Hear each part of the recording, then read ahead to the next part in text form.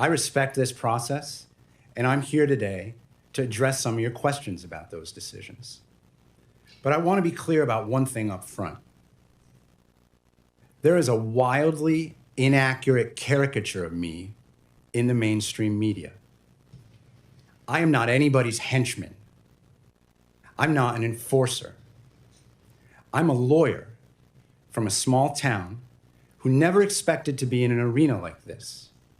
Your opening remarks that they lost their jobs in the Department of Justice and in the FBI because you identified them as being involved in the January 6th prosecution. You cannot call on one hand that prosecution as a grave injustice, as you did in your own memo here, and then on the other hand, tell me how seriously you feel about people assaulting police officers. I have to disagree again, respectfully, most respectfully. No FBI agents, to my knowledge, were terminated in connection with the list that's referenced in that memo.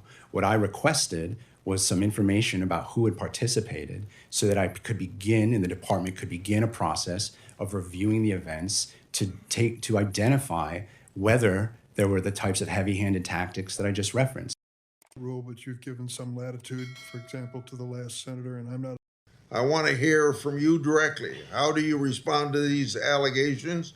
And did you ever advise the Department of Justice to defy court order?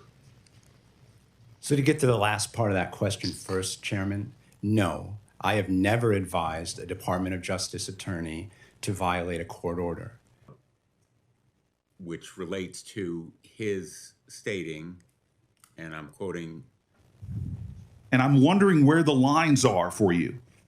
What's the line in the sand when you wield awesome power of government? What is that line for you? Because clearly lying to a court isn't a red line. Referring to follow court or refusing to follow court orders isn't a line.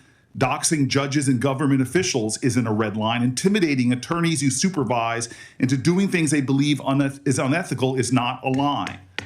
So what's your red line?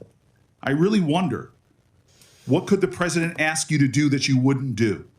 What wouldn't you do to win? A judge has to uphold core values and principles: independence, impartiality, integrity, diligence. A judge must be free from undue influence.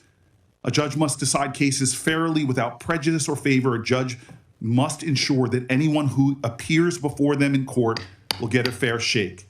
Thank you, Mr. Everything Booker. we're hearing you say makes me believe that you're incapable of that. The pattern didn't just begin when you were nominated by this president. Peers of yours, prosecutors, attorneys who served with you, and judges in your past year have again and again cited you as someone who is not capable or qualified of doing this job in which you're nominated for. Thank you, Ms. Madam Brett. Chair. Madam Chairman, I want to talk for a few minutes about process. I want you to look me in the eye and swear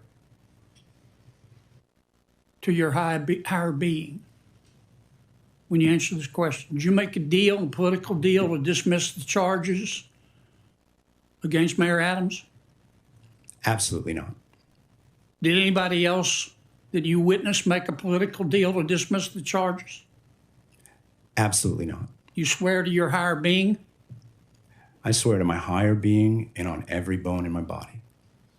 Thank you, Mr. Chairman. Senator